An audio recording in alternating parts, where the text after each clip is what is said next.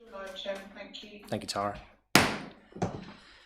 Good evening, everybody, and welcome to this District Planning Committee held on Wednesday, the 6th of September 2023.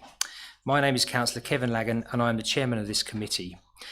Members and visitors, please, due to the climatic conditions, i.e. it's hot, please feel free to remove any outer garments, ties or anything that makes you feel more comfortable within decency. And I'm also suspending Rule 4, Subsection 8, Subsection 3 to the need to stand when speaking unless you feel that you wish to. So thank you. This evening I'm joined by officers Mr Michael Johnson, Head of Service Development Management, Simon Quelch, Lead Legal Specialist and Monitoring Officer, and Devon Herner, Development Management Specialist. The meeting will be clerked by Ms Bird remotely. Members and all present, and those people in the gallery, you're welcome. We are streaming this meeting live as well as recording, and by being present in the meeting, you're giving your consent to being recorded. During each item, please put your hand up to indicate if you wish to speak. I will then invite you at the appropriate time. Obviously, there's just myself this evening, so please be patient, and I will capture everybody and I will give everybody the opportunity to contribute accordingly. Could I ask members to take care of approaching the main bench, as this could create interference with the cameras and the live stream? And please note that the YouTube live stream sound recording is dependent on the correct use of microphones. Therefore, can I ask you that when invited to speak, you remember to turn on your microphone and turn it off when finished.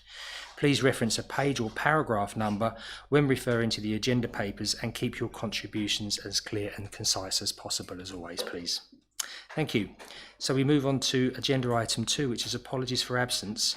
Tara, may I have the apologies for absence, please? Yes, Chairman, thank you. Apologies have been received from Councillors Bell, Durham, Hughes, Morgan, Pratt and White. Thank you very much, Chairman. Thank you very much indeed, Tara. Agenda item 3, which is the minutes of the last meeting. It is recommended that the minutes of the meeting held on 11th of July 2023, which are found on pages 7 to 18, are approved as a true and accurate record. I so move. Do I have a seconder, please? Councillor Jennings, thank you very much indeed. Then noted, Tara. Declarations of interest, section 4, is to disclose the existence and nature of any disclosable pecuniary interests, other registrable interests and non-registrable interests relating to items of business on the agenda having regard to paragraph 9 and appendix B of the Code of Conduct for members. Members are also reminded that they are also required to disclose any such interests as soon as becoming aware, should the need arise throughout the meeting. Do we have any declarations this evening, members, please? No, that's lovely. Thank you very much indeed, members.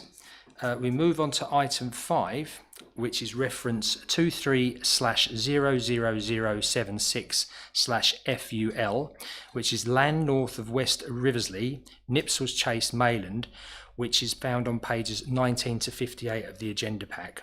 Members, there was an update issued with regard to this matter. The officer presenting the application will be Ms Herner in a moment, and we do have 3 public speakers registered to speak. Okay. Every member of the public and those registered will have a maximum of 2 minutes following the officer's report. Okay. Thank you. Ms Herner. Thank you, Chairman. Before I begin with the presentation, there are a couple of verbal updates that I need to make members aware of. So since the members' update was published yesterday, we have received some additional letters of support, which takes the total of letters of support to 14 as of the close of business today. The additional letters of representation mainly repeat the previous representations that have been made and do not have a material impact on the officer's assessment. The letters largely relate to the support for rural businesses and suggest that the building is too small. However, there's been no evidence of any sales of produce from the site, and this proposal would result in a loss of an agricultural unit, not a gain. Further, there have been no applications to expand the building and no evidence that the stable and store approved to the north of the site, which was not under construction during a site visit undertaken last week, would be capable of accommodating the agricultural need. Also, as will be set out in my presentation, these matters are not relevant to the consideration of the application at this stage. I would also advise members that the quantity of letters, either in support or against an application, is not relevant. It is the quality of the submissions that are relevant in relation to the relevance and importance of the planning considerations that they raised. As advised in paragraphs 1.1 and 10.1 of the addendum to the committee report, officers were advised that legal advice from the applicant's barrister would be received on the 10th or 11th of July 2023. This was part of the reason that the application was deferred from the previous district planning committee. Officers requested this advice prior to the 14th of August to ensure there was appropriate time to consider its contents. The legal advice was received yesterday.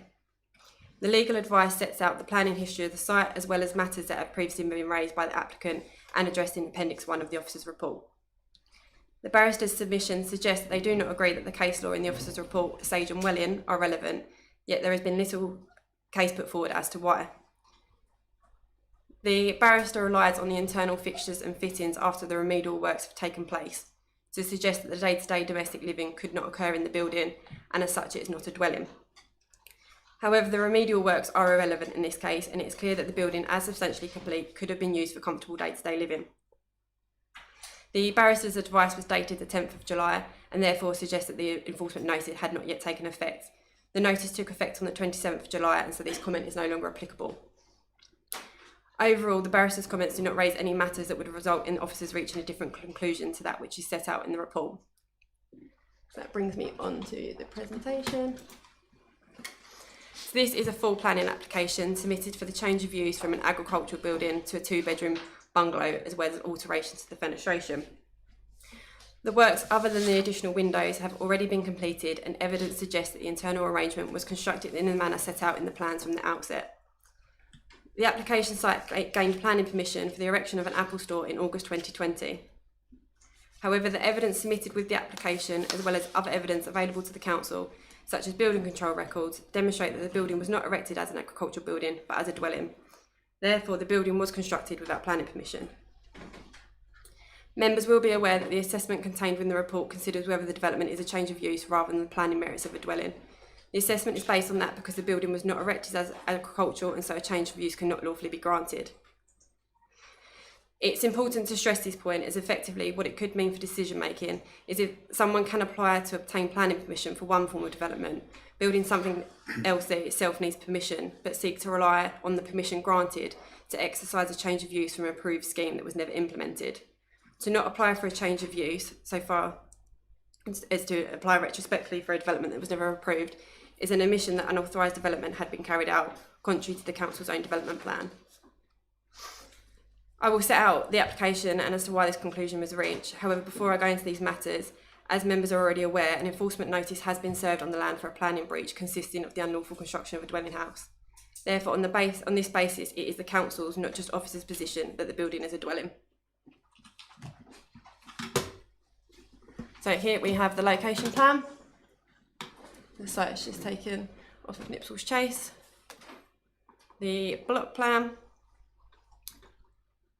The elevations as proposed, so there's an additional window here and a window here that hasn't yet been constructed. This is the approved elevations of the Apple store, the proposed floor plans, and the previously approved floor plans. So here we have some site photos of the site entrance and the access track. Just highlighting there that there's a postal box but no lawful dwelling currently on the site. Some photographs of the exterior of the building. Photos of the interior of the building. So these were taken place prior to the remedial works outlined in the members' update that was taken to the South Eastern Area Planning Committee. The red lines that I've put on the plans there are just to try and show where the walls were actually constructed in relation to the Apple store plans. So you can see there's some residential elements in here, coffee table, sofa, sort of the finishes that you would expect to see in a residential property rather than an agricultural unit, such as the plastered walls, the door frames. So in this room, which should be the Apple store, these 3 rooms, sorry, which should just be an Apple store and implement store, we do have some agricultural equipment, but it's being stored on cardboard in what seems an attempt to protect wooden flooring, which isn't deemed a convenient solution for an agricultural use. Again, we've got plastered ceilings and walls, skirting boards, window sills. We've also been advised that residential style insulation has been included. We was first told that this was to keep apples at the right temperature, which is set out in the officer's reports only need to be up to 7 degrees, and it's now been expressed that this is due to the applicant's needs. We've also received contradictory information in relation to the subdivision of the rooms, which was initially said to be due to a fruit fly issue, but this has recently been said to be a result of parish council comments. So here we have a fully equipped kitchen in the implement store. It's considered this would take up a lot of room, that would be much needed space within an agricultural unit, and you wouldn't expect to see things like display units in an agricultural working kitchen. And this is a hallway which wouldn't be functionable as an agricultural unit in order to, it's quite narrow to bring things along. This is a storeroom. The applicant has since clarified that the labels on these boxes are relate to moulds for sweets. So these are photos after the remedial works, but just to reiterate that we're assessing the application, the building as it was at the time the application was submitted. The remedial works can't revert and bring the permission back into use. There we go. So there's still, regardless, there's still some remaining residential features and fittings, such as the doors that you can see here, light fittings, window sills, and so on. There's still some wooden flooring in part. And yeah, it's similar there. So the first consideration must be whether the development constitutes a change of use. In order to address this, the council must determine, as a matter of fact and degree, whether the building as erected constitutes an apple storage barn, as allowed under the original permission. There are two pieces of case law that are pivotal in this assessment and have been placed on the slide. The assessment in the officer's report against the relevant case law and based on the evidence before the council concludes that the building as constructed was not an apple storage barn. On the basis of the case law, the development does not fall under a change of use. The council cannot reasonably approve an application for a permission for a change of use of a building where the construction of the building itself is unauthorised. This would be legally improper and could be the subject of judicial review. Given that the application cannot reasonably be granted on the basis of the application that's been submitted, an assessment considering the suitability of a change of use at the site has not been outlined in the officer's report. The conclusion from officers and the legal officer is that the application cannot be approved and that there is nothing that could justify this as a change of use application. The dwelling was not built with planning permission, a stance taken by the council in issuing an enforcement notice, and this is not an application for retrospective planning permission. It is an application for a change of use for a building that has no permission. Therefore, the application is recommended for refusal. Thank you, Chairman. Thank you, Ms. Turner. Mr. Quelch, would you like to speak now or after the public speakers? Yeah, I don't think, Chairman, there's anything for me to say at the moment because I don't know what's in members' minds, what advice they need, whether they understand the case law or not. So maybe members understand the case law and therefore I don't need to say anything. Okay, we'll move ahead. Thank you, Mr. Quelch. That's why you're here. So we have the three... Councillor Fluke. Oh, my apologies. Councillor Fluker. Thank you, Chairman.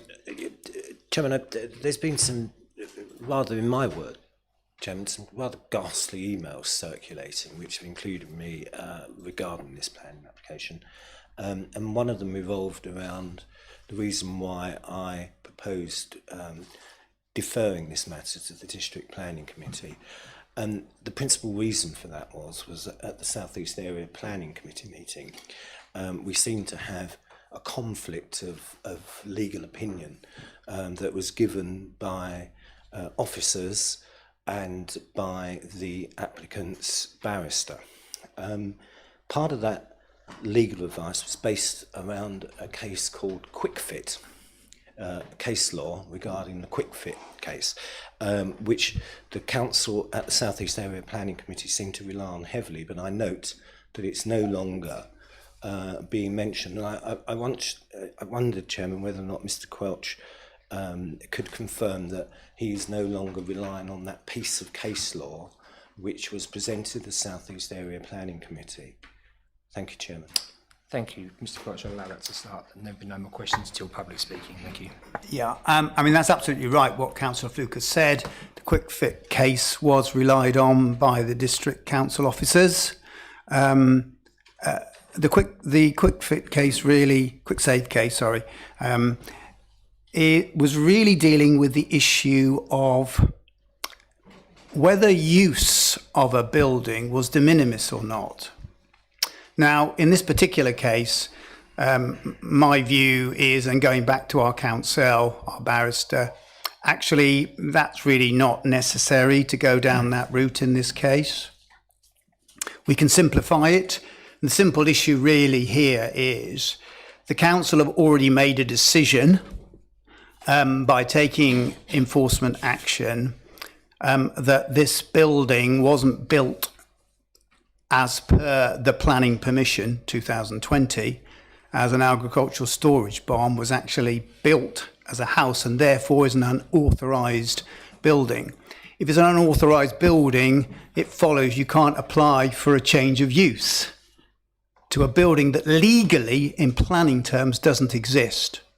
Now, because enforcement notice has already been served, albeit that is the subject of an appeal by the applicants, and that will obviously go before an inspector sometime in the future to see whether the council have got it right or not.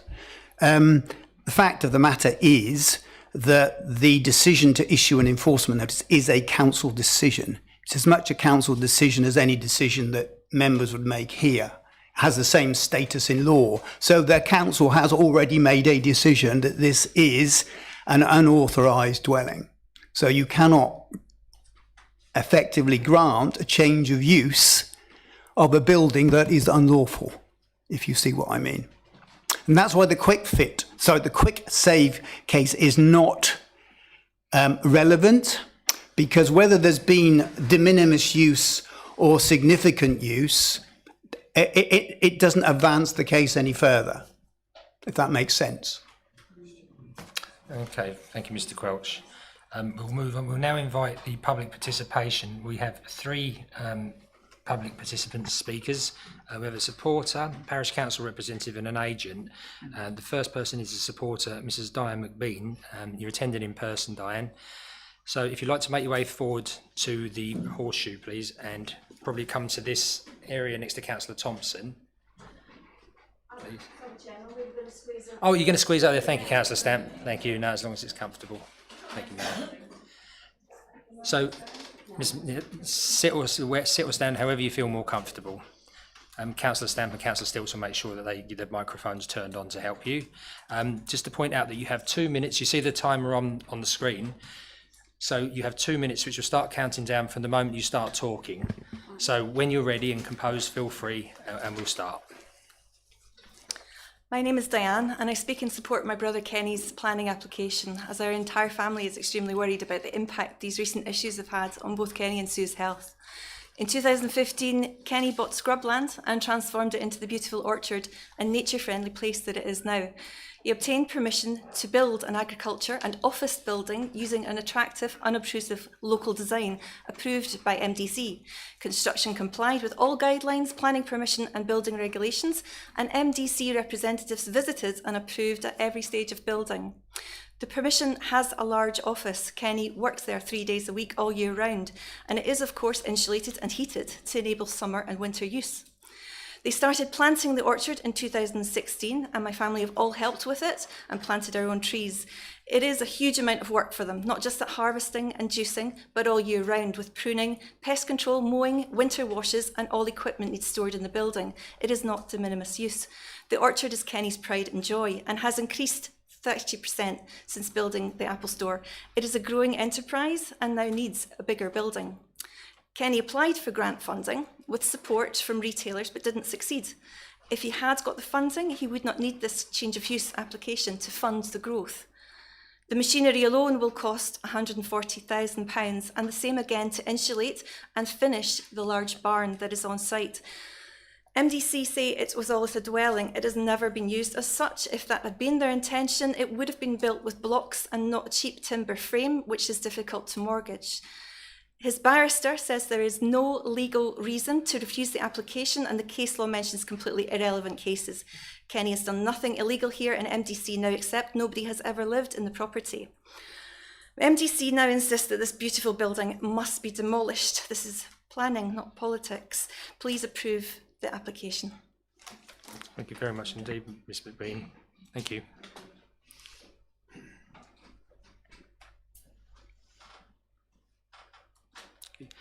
We now call upon Parish Representative Councillor Debbie Down. Debbie, can you hear us? Hello, yes I can. Okay, Debbie, I don't know if you heard it earlier on, but if you have 2 minutes to speak, starting with the first time you speak, and the clock will start to commence downwards. Thank you. When you're ready. Thank you. The original planning application 18/00280 was for an apple storage farm at Land North West Riversley. Mayland Parish Council recommended refusal on the following grounds. Materials for apple prep area not suitable for drink production. Washdown of prep area would be required. Office space open to prep area. Only one entrance to store and prep area. No means of fire escape for staff. Cross-contamination of fruits and nuts. Material flow crosses paths several times. No ventilation in store, office and prep area. Layout of prep equipment not defined. Sinks, fermentation, etc. Fermenter vessel size is totally inadequate. Such a small building could not affect the sustainability of cider production from info given. Basically, the design was wholly unsuited for this stated purpose. Despite these objections, Maldon District Council approved this application with conditions to be adhered to. New applications 23/0076 is for the change of use from agricultural to a 2-bedroom bungalow. C3 use at the same address. We recommend refusal on the following grounds. To change the use would allow the building to be separated from the agricultural use. This would allow its sale as a private dwelling. Approval of this would not only set precedent but severely damage the integrity of NDC, who allowed this building purely for agricultural use. This would also conflict with S1 sustainable development, S2 strategic growth, and 8 settlement boundaries and countryside, E1 employment, H7 agriculture and essential works accommodation. If this application is approved, it would totally undermine those restrictions placed by Maldon District Council in the first instance. Thank you. Thank you very much indeed, Ms Down. Thank you. Tara, we have the third public speaker, which is the agent, Mr Stephen Whale.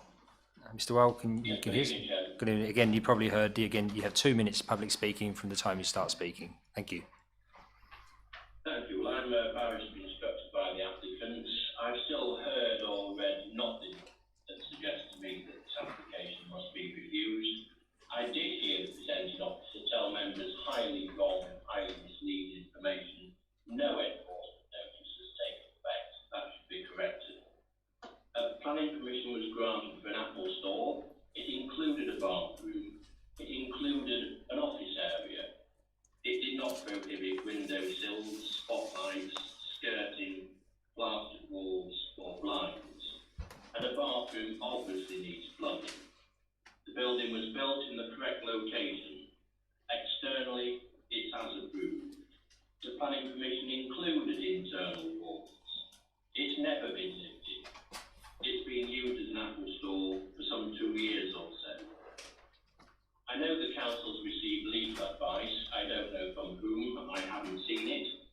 Whoever wrote it has never been in the building. I have.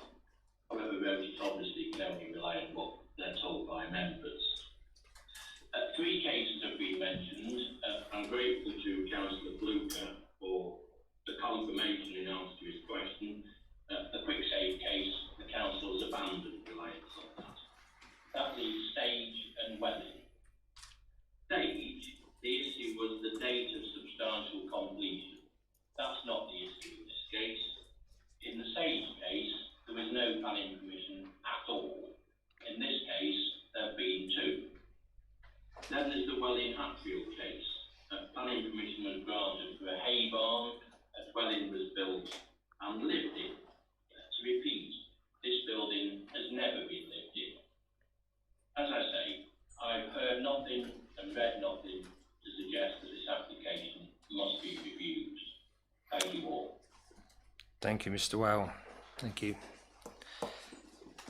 Okay, before I move to the recommendations, have you anything to add at this point in time, Mr Gotch? Or would you like to wait for the debate? I don't think so.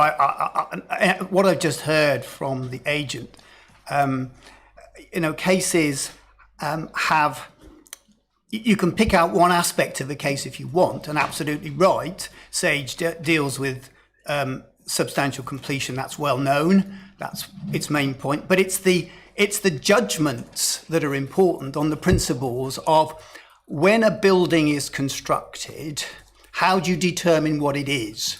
And the cases of Sage and Wellwyn deal with that. And there's case law evolution.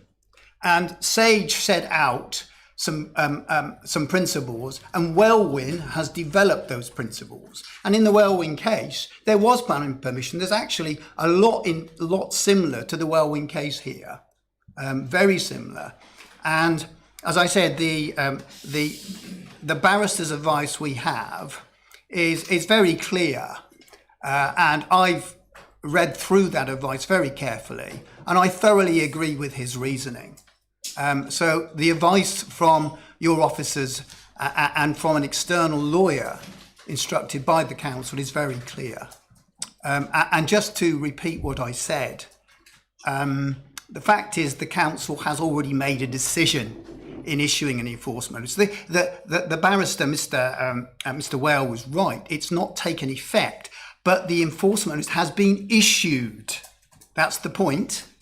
And it's only been deferred in taking effect by an appeal.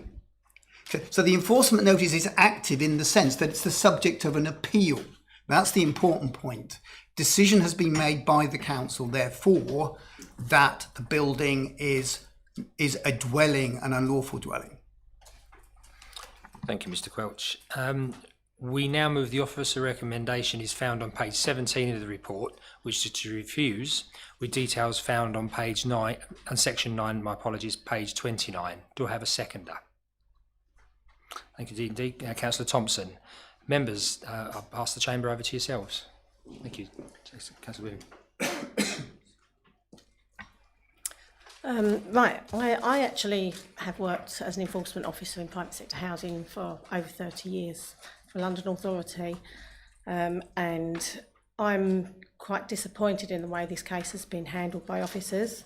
Enforcement action should be a last resort where there's sort of no other means forward to resolve issues and should be saved for the worst offenders.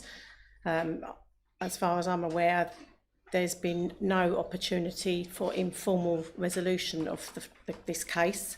I understand that the applicant was persuaded to put extra insulation and extra facilities into the building by the building control officers and felt that they was just doing everything right.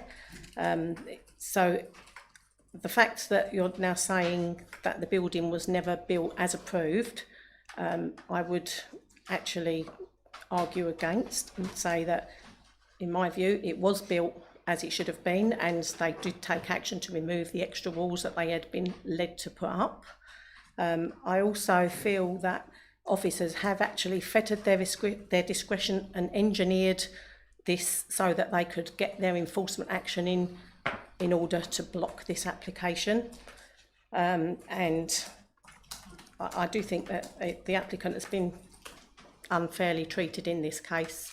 The action taken, in my view, is not proportionate, and I feel it has been a biased decision. And I would actually want to support the application for the change of use. Councillor Labour, thank you. Kevin, any comment? No. Thank you very much. Any other member wish to speak? Thank you, Councillor Thompson, and then Councillor Stilts. Thank you, Chairman.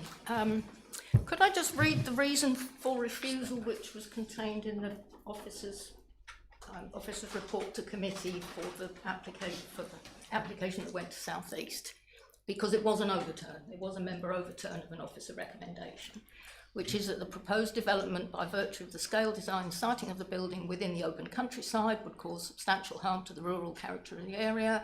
It's not been adequately justified that it's to the benefit of supporting an established agricultural business. The proposal is therefore unacceptable and contrary to policies S1, S84, D1 of the Maldon District Local Development Plan.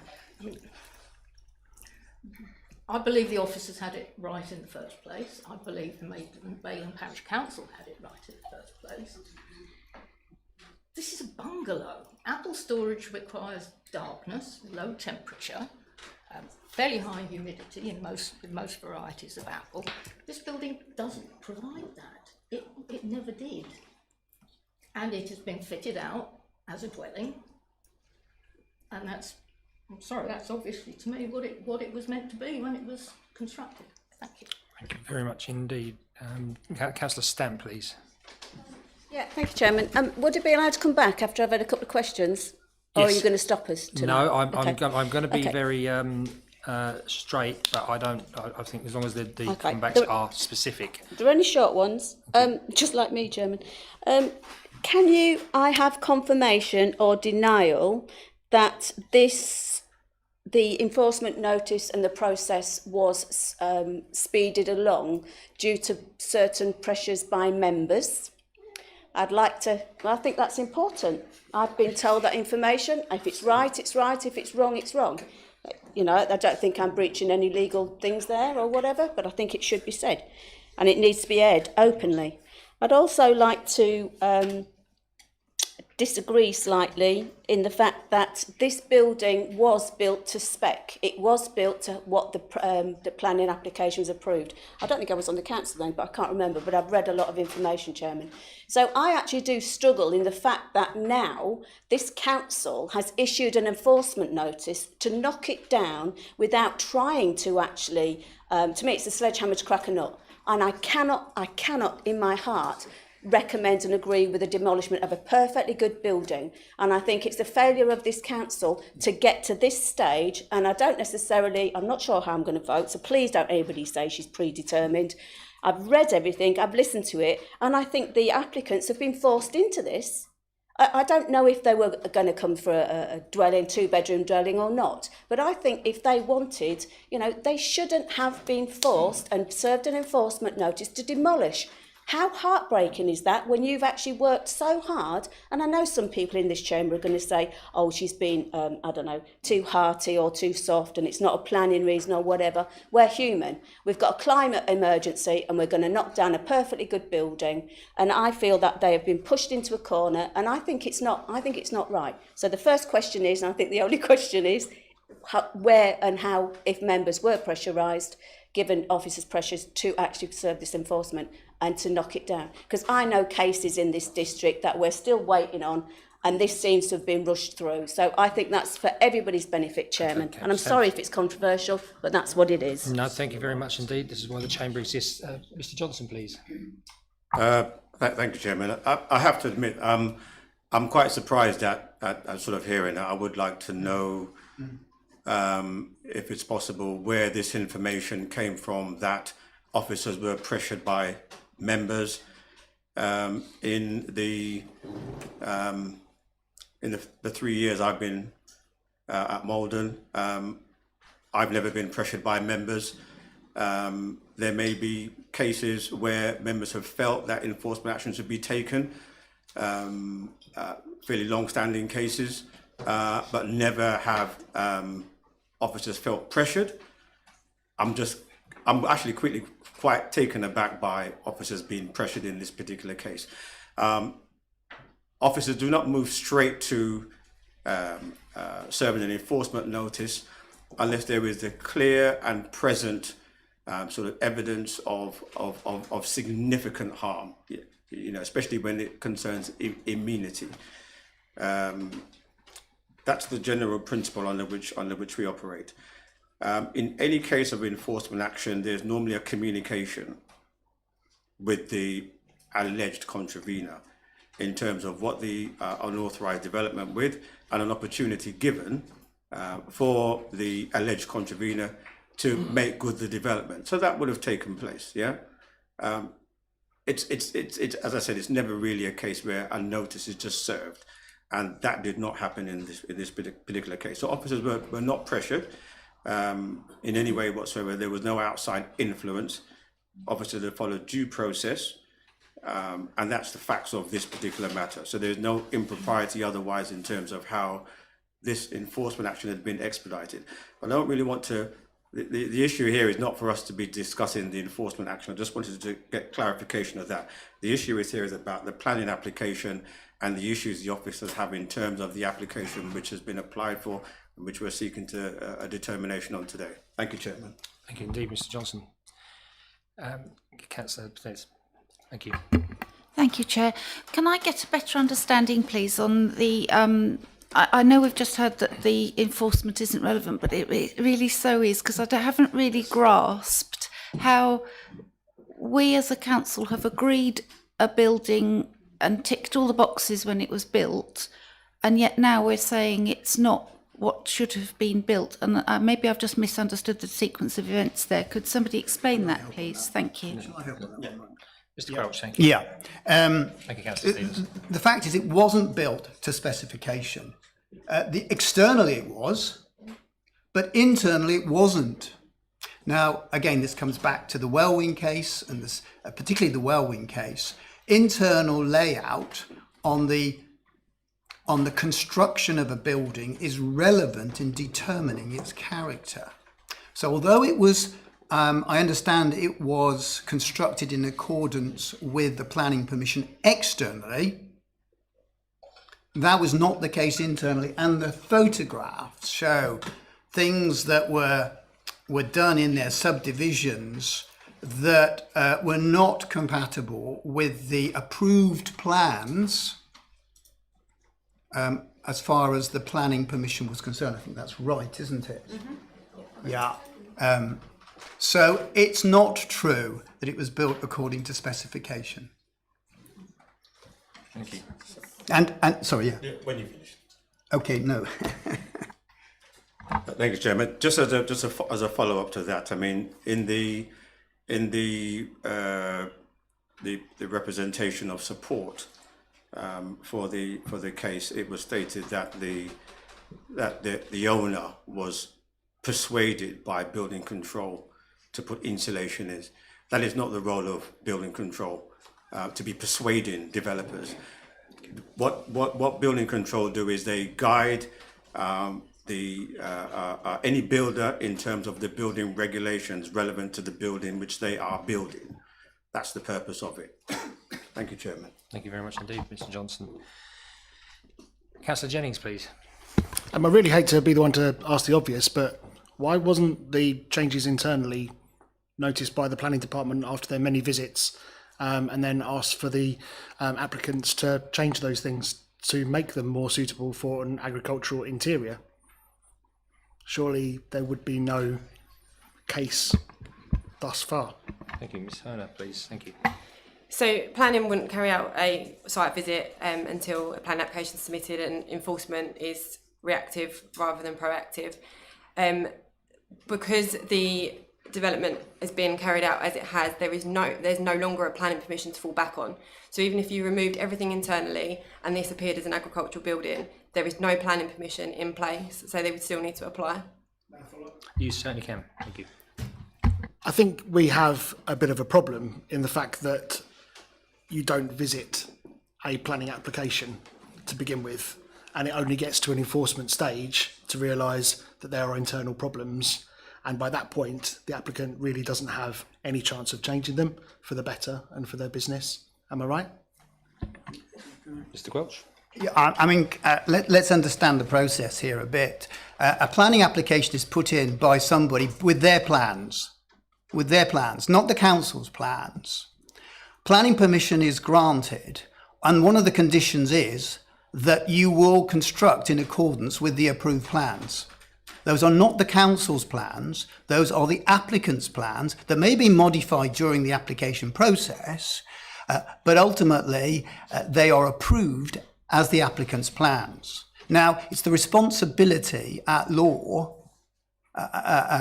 we may not like this, but it is the responsibility at law for that planning permission to be built, that development to be built out in accordance strictly with the planning permission. Now, I don't know when the visits were made, I have to say, I don't know, I wasn't involved in that, but whether there were visits early on or not, that's not the point. The point is that a building has to be built out in accordance with the planning permission, and if it's not, it can be treated as not built as per the planning permission. Okay, thank you very much indeed. Councillor Bassinger, please. Thank you, Chair. Just sort of again as a point of clarity really for me. So the first stage, the building was built, but it wasn't built to the planning permission. Was that. So that has now gone to appeal because there's an enforcement notice served. Is that correct? So we are this evening discussing the other part of the planning, which is the change of use. Is that correct? So should this council be in mind to refuse or grant, nothing really will happen until we get the appeal. And if the appeal is approved, can it then come back? Yeah, you can do it. If members decide to approve this application, that will bring an end to the process of the appeal. The enforcement notice will fall because planning permission already exists, granted by the very authority that served the enforcement notice. And so the only, because it will be several months, I would think, before we get a decision letter from the planner inspectorate on whether they agree with the district council's case or they agree with the applicant's case, and an inspector who knows nothing about this case will have to make that decision. Was it built as a dwelling? Was it built as an agricultural barn? If it was built, if he comes and decides it was built as in accordance with the planning permission and it's an agricultural building, then a change of use application could be made. But if members grant the change of use, that, if you think about it, that brings to an end the enforcement notice process. So on one hand, the council's made a decision that it's not an agricultural building, and then the council makes a decision via this process that it is, because you can only make a change of use on an authorised building. And we are saying via the council is saying by the enforcement notice process that it isn't an authorised building. Does that make sense? May I come back? Or? Yeah, you certainly can. So would it not possibly have been better to have waited for the appeal decision before we were in this position? To be fair to the applicants, they put in their planning application in January this year? February this year. So their planning application predates the enforcement notice, which was served in July. At the end of July. So the council now is in a position where it has to determine the planning application. Now, this is an interesting point here, because under section 70C of the Town and Country Planning Act 1990, if someone puts in a planning application, say the applicants have put in this planning application that you're considering today, after the enforcement notice have been issued, then the council has a discretion under statute not to determine that application until the inquiry goes through. But because the application was put in prior to the service of the enforcement notice, the district council can't rely on section 70C to decline to determine the application. In other words, the council has a legitimate, in the sense it's an application the council had to validate and consider before it. So just to play devil's advocate, really. So if we were inclined to refuse, and the other part of the application still went to the appeal, and the inspector said that they granted the application, how would that work? Does one outweigh the other? No, if you grant the planning application today, my understanding is that is the end of the matter. You've granted a change of use. What you're saying, therefore, is you've made the decision that it is a dwelling house, and that that it is an agricultural building, and that you're granting a change of use to it becoming a dwelling house. Okay, so that will be the end of the matter if you've granted planning permission. Say we refused, would the appeal still take place? And if the appeal was won, it would then be deemed a agricultural building, and then that could come back. Yeah, what would happen if you refused the application today? I'm sure the applicants will continue their appeal. It's obviously in their interest to continue their appeal, and an inspector would have to decide who was right. Are the applicants right? Is the council right? If the inspector says the applicants are right, and it is an agricultural building, then they could put in another application for a change of use, because they would then have the benefit of the inspector's decision that says it is an agricultural building. Council, you're wrong on that point. It is a building, agricultural building. That would legitimise, therefore, in my view, an application for a change of use then. I wouldn't be here giving you the advice that I'm giving now. We wouldn't be relying on the Wellwyn case or anything like that. Thank you. Good points. Councillor Whiffen, please. Thank you. Sorry, I'm having a little bit of trouble getting my head around this. I'm finding it very confusing. The building is meant to be there. Yes, the building was okay. The planning permission was approved originally. It's for the external of the building.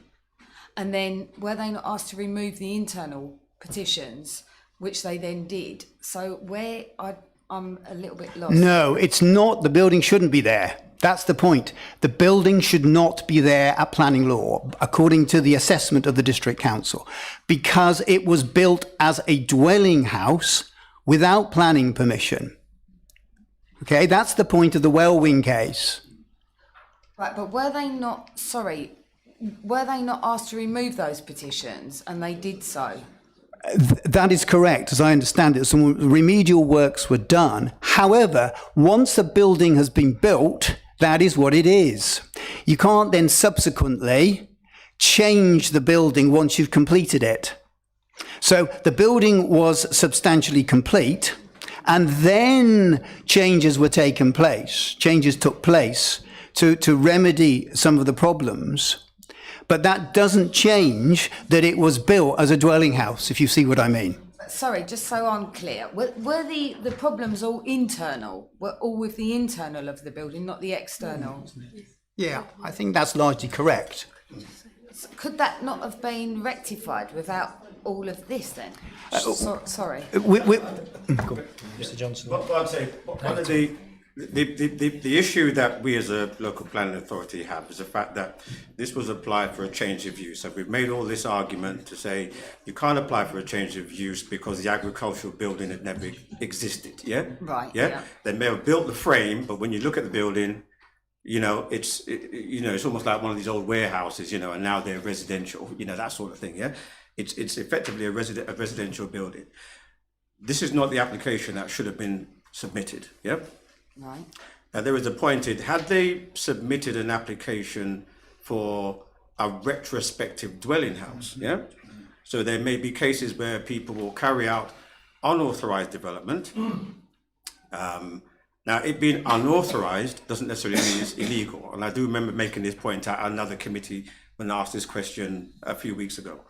It doesn't make it illegal, but it's unauthorized. But one has the opportunity to apply for planning permission. But that's an admission that, okay, we've built this, it hasn't got planning permission, but now we seek planning permission, yeah? The only thing with that is that you may get planning permission, because we may say, yeah, it's okay, it's fine, but then you may not get planning permission, because we may say it's unacceptable.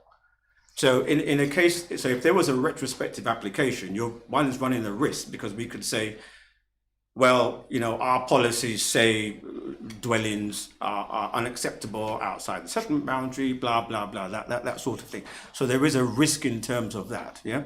So this is the position which is here. We are not dealing with an application for a retrospective application. And like I said, but the retrospective application is an admission that this is unauthorized development, yeah? So it's really totally irrelevant as to what the external of the building is, because of what's going on inside. What my point is, sorry, what I'm trying to make is I fail to see the reason to demolish the building if it's already got permission to be there. Sorry, that's just me being, I just can't get my head around that. We'll come back, Mr. Johnson, one more time. Thank you. Yeah. To be clear. Where there is a failure to comply with the council's suggestions of how to remedy the breach, yeah? Yeah. Then what's left with the council is that then we will serve an enforcement notice, yeah? Now, we serve an enforcement notice. The end product of the enforcement notice is that the breach must be remedied. Sometimes that breach, sometimes we're constrained by planning law, yeah? So in planning law, we can't say then it can then go back to whatever it was meant to be, yeah? Because it was never like that, yeah? Right. It was never like that. Had it been built like that and it had been used for a few years and all of a sudden it became a dwelling, we could say you've got to put it back to a dwelling, yeah? What we're saying, and this is the reason, just to go back to the, I know I said quick fit myself, the quick save case, yeah? Initially, the discussion was around the quick save case because there were discussions on how long had or whether any agricultural use had taken place. So we said, well, okay, well maybe if I don't want to sound flippant here. I know nothing about apple storage or or cultivation or anything like that. But they were growing a few apples and what have you, and they did this for a few months. People would say, well, hang on, that doesn't institute it as a formal use. You only did it for one season or something like that. You can't then just say, build it, okay, do it for one season and then we'll apply for change of use, yeah? That is not a material implementation of the planning permission, yeah? Right. So we're not dealing with that. So the thing is, I mean, part of the remedy could have been, say, okay, well, you have to submit maybe an application for a retrospective application. But then that's an admission that there's unauthorized development, yeah? If one fails to do that, then we'll say, well, we have no choice but to do, yeah? If an enforcement notice says that it must be demolished, it doesn't necessarily mean that, we're going to send around the demolition company the next day. There are still discussions and negotiations that may come on if we see that there is a willingness to actually try and comply and go through due process. The local authority is not unreasonable in that respect, and I've worked in a number of authorities where that approach has been taken. Thank you, Chair. Thank you very much indeed, Mr. Johnson. Ms. Herner wants to comment as well, please. Thank you. And just to clarify, I think there's been a lot of discussion about why we haven't advised for a retrospective application. Just to highlight, at the validation stage, an invalid letter went out to the applicant to say, from the information submitted, it appears that the building has not been put into use for agricultural purposes. Therefore, the application is not for a change of use, but for the provision of a 2-bedroom bungalow. The applicant was adamant that that there hadn't been that the use was agricultural and decided to proceed on the basis of the application as submitted. But as officers, we gave that advice that our feeling was it should be a retrospective application. So I just wanted to clarify that point. Thank you. Councillor Siddle, please. Thank you, Chair. First of all, would like to express how disappointed I am in terms of it being raised that officers would be put under pressure at all. I found that very questionable. We are one team at this council, and we work as one team. And the thought that someone would put pressure on an officer is not acceptable and does not happen at this council and is not acceptable at this council. We need to ensure that we act accordingly. I am not disappointed that this enforcement case was raised in July because there was a breach of the planning and officers acted accordingly and professionally and in the right way. And in saying that this building is illegal when they did that, that is true. It has not been built to its specification. By any stretch of the imagination, is it an Apple store? It is not an Apple store. An Apple store does not have wooden floors, which needs protected by when agricultural equipment are put on them. As Councillor Thompson said, this breaches so many planning policies. Yeah, it's questionable that we're even here really, because it cannot in any by stretch of imagination meet planning regulations. So this is a house. The interesting is, in terms of some of the things that we've heard tonight from the people who want us to approve this, is they're expressing that this is crucial to the applicant's business, but they want it to be a domestic dwelling. That is completely incongruous. So if they want it to be crucial to their Apple business, they should have built an Apple store, not a domestic building. So we need to ensure we should refuse this application because the precedent it would be set for this council and for this district is extremely dangerous. Thank you. Thank you, Councillor Siddle. Councillor Stevens, please. Oh, thank you, but my point has already been raised. Thanks. Thank you, Councillor Stevens. Councillor Stamp, please. Yeah, thank you. I'm not going to get any tit for tat, but I was actually given that information. That's why I raised it. I'd like to go to page 29, which is the reason for refusal. And it says, based on the information submitted and available to the council and having regard to the design, appearance, layout, character and the purpose of the application building, whatever, everybody's read it. And if you go to page 24, 6.11, it says planning permission has previously been granted for the construction of an apple storage barn at site and the number, Chairman. It is acknowledged that the exterior of the building has been constructed largely in accordance with the previous approved plans. There are now also additional windows being proposed as part of this application.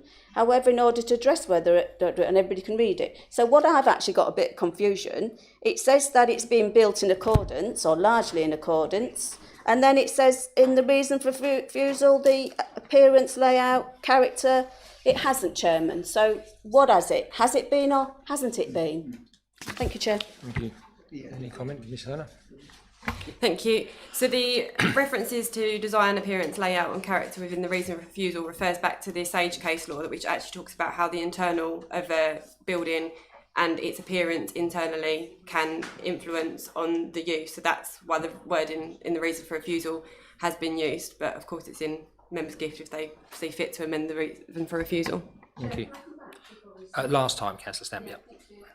Well, we're actually saying the council's interpretation of it is this. We could all go and we think the interpretation of the building could be that. Where is the actual law that the council makes that decision? You quoted, and please forgive me, Mr. Crouch, because I've lost the bit, section, whatever it was you said. Section 70C of the Town and Country Planning Act gives the planning authorities the power to decline to determine applications where there is an active notice. You did actually say, so I'll give you, thank you very much for saying it.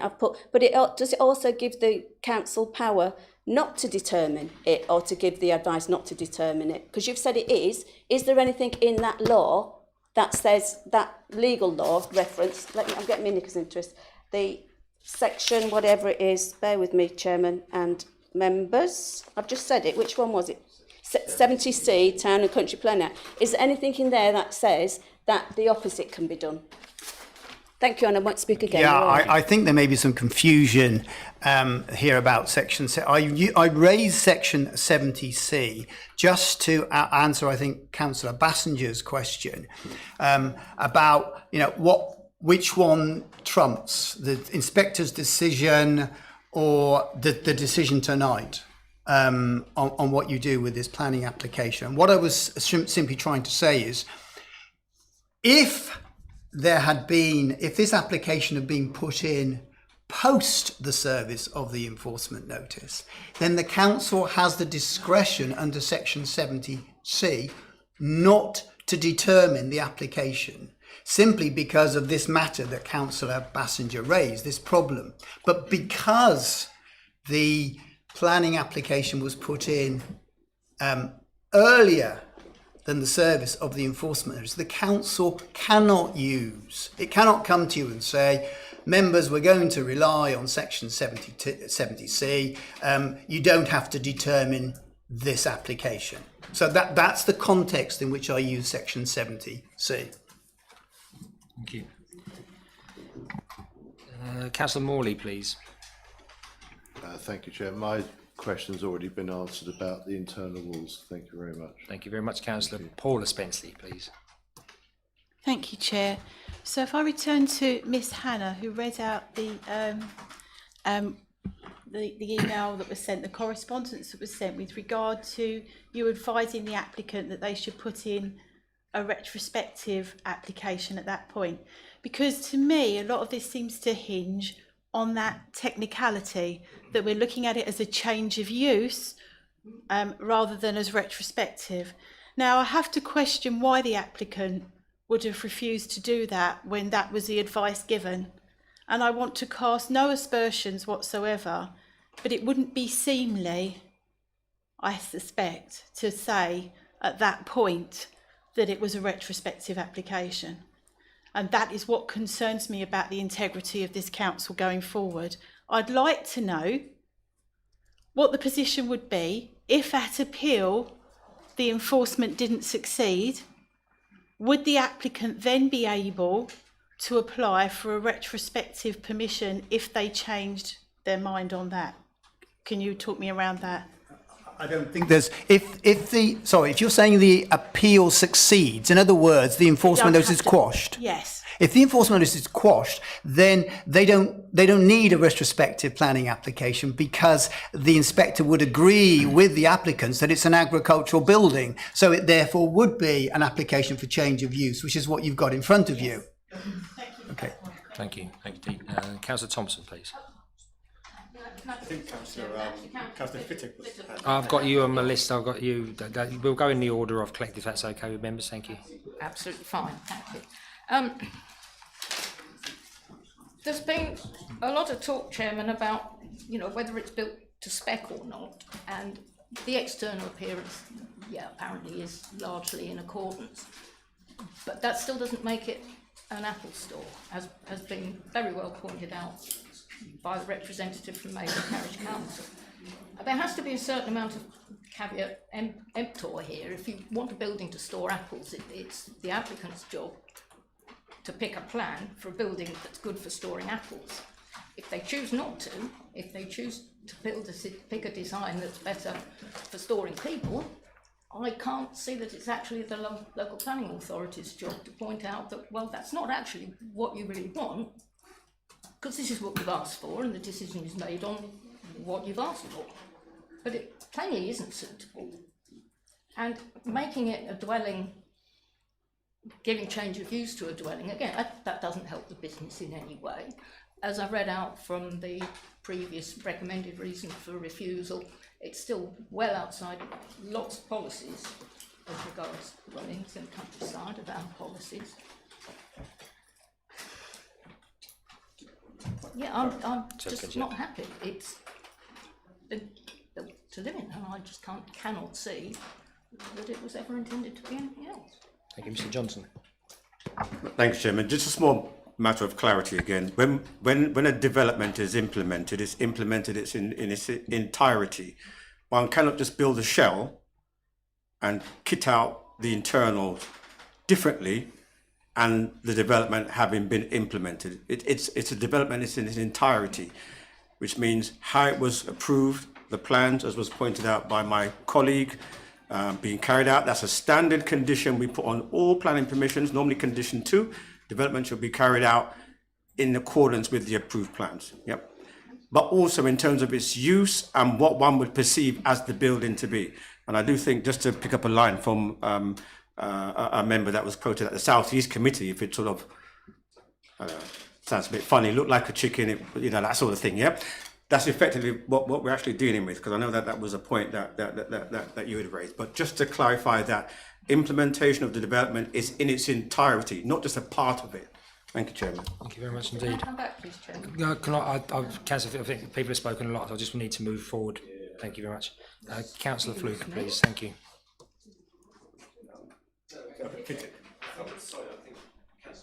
Yeah, Fittick. Councillor Fittick. Thank you, Mr. Chairman. I think obviously it's quite a complicated situation, and it's been made more complicated by the process that's been followed by the applicant that wouldn't necessarily conform to the normal order of convention. Now, just for clarity, I mean, as I'm seeing this, is we have an application in front of us for a change of use. The officers have actually recommended refusal based upon the change of use. And if members were to grant permission for it, then the application for it to be a house will never have been determined, because that is the way the process will work. So in essence, what we'll have done would have created a situation where we've just said build a house, because the officers cannot determine it against anything other than the request that's been presented. I mean, that's something that perhaps the officers could comment on that. Any comment to make? No, more of a statement. Yeah, you happy with that? Okay.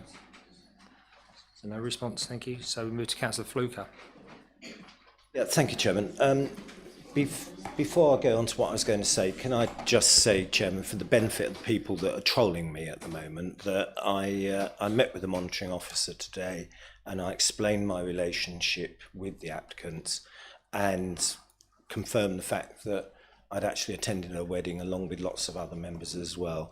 And having explained my relationship in full, the monitoring officer and I both agreed that on the information I gave him that there was no close association, which allows me to take part in this debate tonight. So there was a couple of things here, Chairman, and in many ways we seem to be in the same position now as where we were at the South East Area Planning Committee. So I'm sorry to lumber that on you. And you know, it all goes back to this, members' applications are referred to committees, and one wonders whether or not this really is a good idea this evening, although I think in general it is. But, Chairman, we have to make sure we make this decision absolutely, we get it right. And it's interesting that when Mr. Quelch referred to this appeal against enforcement, he did actually say, well, we will know then if we've got this right by the result of the appeal. Now, we know that this committee doesn't always get it right, because I'd refer you all to Maldon Road, Wood and Mortimer, where we are all facing a big cost decision against us. I'll leave you all to listen to that tape again, draw your own conclusions.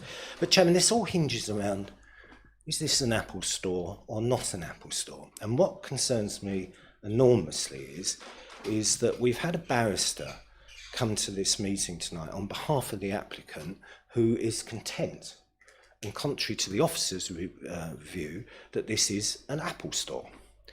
I hear Mr. Quelch's argument and the planning officer's argument that say it's not an Apple store. So we have this argument, and we all understand this is how things proceed through the courts. And everybody's got views on all of this. But, Chairman, rather than leave this council exposed, which I suspect will be a rather expensive appeal, Chairman, through you to the monitoring officer, am I right in thinking, Chairman, that if we were to defer this decision until the planning inspectorate had determined the appeal against enforcement, then that would not leave this planning authority exposed. And then from that point onwards, we would know whether or not this is an Apple store or not. There's almost certainly going to be a public inquiry, and I do hope members that feel passionate either for this or not attend and give the members' view. It will also give the local planning authority, Mr. Quelch and anybody else who he instructs, to debate this in the presence of the planning inspector and Mr. Whale. And they can both put their cases forward, and PINS can actually make this, the first part of this decision, on behalf of us. Now, on behalf of the local planning authority, rather. So, Chairman, if Mr. Quelch agrees that that's possible, then I would propose that we defer until the appeal against enforcement is dealt with. Thank you, Chair. Thank you. Mr. Quelch. I must say that's a very interesting suggestion at the moment. It's not I appreciate it's not a motion at the moment. Right. I think that's an unusual proposal, but I don't think it's unlawful. The reason I say this is for these reasons, is that the purpose, you have to ask yourself, what is the purpose of deferring an application to determine a planning application? And it's normally because you want to do a site visit, or because you need more information, and until you have that information, you don't think you can make a decision. Now, I suppose you're in the situation here where you would like confidence as to whether this is an agricultural building or whether this is a dwelling house. Who's right? Is it the applicants? Is it the district council? That decision, as Councillor Fluker has already said, will be made at a forthcoming planning inquiry, and I don't know when that will be yet. These things do take several months.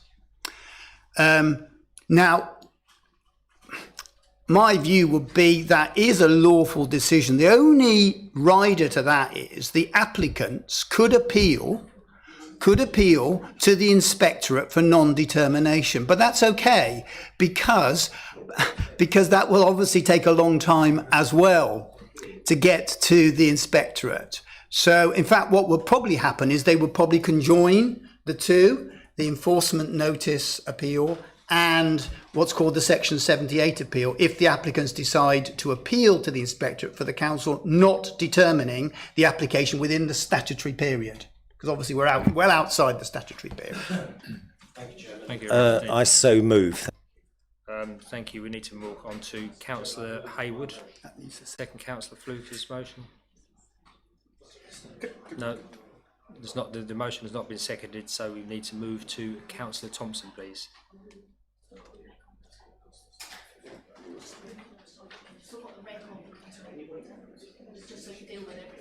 I can't. Sorry, Nick. Just wanted to make a point about the appeal. Just bear with us a second, members. Mr. Johnson. Yeah. Thank you, Chairman. Just regarding the appeal, the council on the 31st of July received a start letter from PINS regarding the appeal, and the appeal is to be heard by way of public inquiry.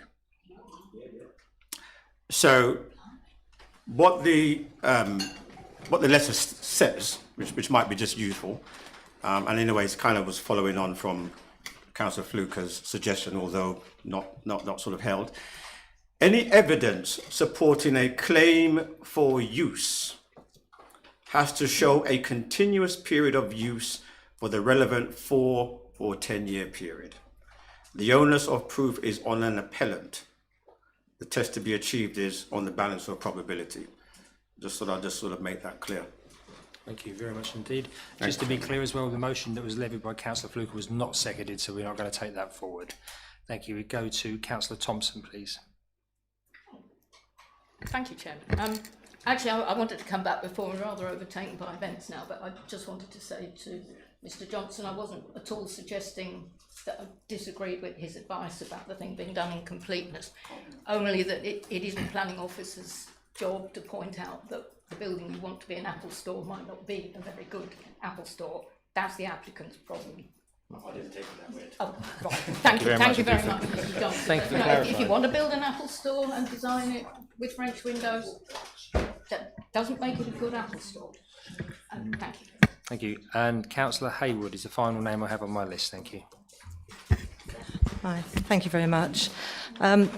Really what I wanted to do actually was just give a little bit of a history of the site from someone who actually lives. I'm a Maldon councillor and obviously live within the area of... yeah, members please, thank you.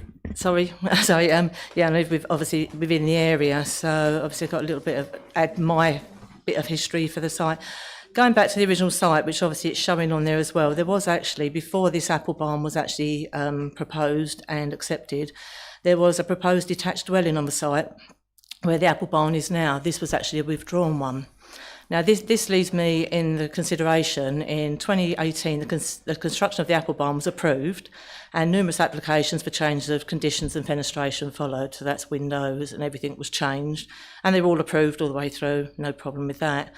As far as I'm aware, the building has never been used for its purpose as an apple barn. Obviously, we've heard differently tonight, but as far that is my site on it, and I always do. I'm beginning to believe now this was intended to be a residential building that was proposed in 2017 and withdrawn, because there was an original building they wanted, and then they changed their mind and then went for an apple barn.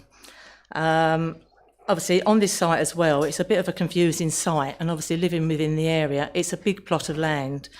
I'm not sure if everyone is aware that there is also another application, 21/00628, within the whole plot of the land, which was approved in 21 to allow a residential work-live dwelling to be built in the grounds in front of the apple barn.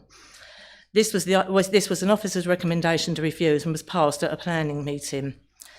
The site is outside, obviously, the Maldon settlement boundary, and if we allow the barn to be changed to a residential dwelling, that would give 2 dwellings within this plot. This leads me to go to the call for sites. Now, the call for sites, this plot has also, the front half of it, this plot, has been added as a suggestion under May 10 for a proposed site for 8 dwellings. So I propose that the apple barn is refused as per the officer's recommendation, as it has never been used for its intended purposes, and will add 2 dwellings within the whole plot, which will potentially lead to more being added in the future. Thank you. We've already had a proposal that's been seconded, but thank you very much for your contribution. Councillor Driver, please. Yeah, it seems to me that the whole case hinges on whether this really is an apple barn or not, and I find it very hard to see how what has been presented to us is actually an apple barn. I find that very difficult to understand, and my understanding of the storage of fruit is that you need a cool space in order to store fruit for any length of time. Having read all the material that goes along with it, I don't see any evidence that over any period of time, apart from maybe a box or something or other, apples have genuinely been stored within this apple barn. And therefore it does pose the question as to why you would build an apple barn which isn't an apple barn, unless actually you have an alternative use in mind. And it is my view that actually this has been done with an alternative use in mind. So I would vote to refuse this application. Yeah, we have. Thank you, Mr. Councillor Driver. We'll have the vote very shortly. Just one comment from a bit of a fruit. You do have areas of buildings that are warm to ripen product, and there's no direct, in my experience, I don't suppose I have to raise an interest, just it's a personal interest from working for a fruit growing company, that there are different structures and different shapes and different sizes of all different fruit, for preparation, ripening and storage buildings. It's just a personal comment from myself. Members, is anybody who hasn't spoken wish to speak on this issue? Okay, members, I think we've had a very robust and very detailed debate. We have a recommendation to refuse, which has been seconded. Members, how do you wish to proceed to this vote? Do you wish to have... It's a recorded vote, thank you very Recorded much. vote, Mindful of my motion and likely costs. Is that motion seconded, Councillor Fluke? It's seconded by Councillor Stamp. Tara, we can therefore go to a recorded vote. So we'll be calling for the refusal or against to approve. That's my understanding, Mr. Scott. It's for if you accept the recommendation to refuse, and against if you don't accept the recommendation. Very clear. To refuse. All members understand that? Get that nice and clear? Right, okay, we'll say it first. So if the recommendation is to refuse, so if you're for the refusal, it's for. If you're against the refusal, i.e. to approve, it's against. Okay, anybody not clear? It's very important, and I've got it twisted in the past, so I know how complicated it can be. Okay, Tara, over to you. Thank you. Thank you, Chairman. Starting with Councillor Bassington, please. For. Thank you. Councillor Brown. Against. Councillor Burwood. For. Thank you. Councillor Driver. For. Councillor Fittock. For. Councillor Fluker. Against. Councillor Hayward. For. Councillor Jennings. For. Councillor Lagan. Against. Councillor Lay. For. Councillor Laybourne. Against. Councillor Miller. Abstain. Councillor Morley. Against. Councillor Neal. For. Councillor Shaughnessy. Abstain. Councillor Siddle. For. Councillor Siddle Norman. I can't vote. I haven't taken the training. Okay, thank you for that. Thank you very much. Councillor Nick Spenceley. For. Councillor Paula Spenceley. For. Councillor Stamp. Against. Councillor Stevens. For. Councillor Stilts. Against. Councillor Swindle. For. For. And Councillor Whiffen. Against. Thank you, members. Chairman, the results of that are 14 for, 8 against and 2 abstentions. Thank you, Chairman. Thank you very much indeed, Tara. Therefore, the recommendation to refuse is carried. Members, we move on to agenda item 6, which is any other items of business that the chairman decides are urgent. I have had a request from Councillor Fluker to table a small item about appeals. Yeah, thank you, Chairman. You know, I don't know how it managed to drop off the agenda, but it certainly has done in the last couple of years. But we often used to report the result of appeals that applied to certain committees, and I think that there's much to be learnt from the appeal decision, Maldon Road, Wood and Mortar, and what went on there, Chairman. Maybe it's something that you could take back to committee service to see if it's something that we could reinvigorate. Thank you. Yep, thank you very much indeed, Councillor Fluker. Yep, I'll certainly do that. Can I just ask a question? You certainly can. Thanks, Chairman. Councillor Councillor Fluker, just my understanding of how this may be taken forward. What sort of form were you previously used to, and what you would be expecting to be reported? Chairman, I'll refer the officer back to committee services, and I'm sure that they can look at previous meetings and see exactly how we did this. And it was very, very informative, and I'm more than happy to meet with the officer to speak about other issues as well. I think that's the most amicable solution, so thank you very much indeed. Okay with that, Mr Johnson? Yep. Thank you. So, members, we move to agenda item 7. Now, after recent local government events, I think we need to pay heed to this. The closure of the meeting, thank you for your contributions this evening greatly for a very informed debate. I now draw the meeting to a close at 20:51 p.m. As the meeting is now closed, members are advised not to enter into any further discussions, and please leave the meeting via the exit door behind the top table, bearing in mind social distancing or the front there, and all microphones need to be turned off. Thank you, members.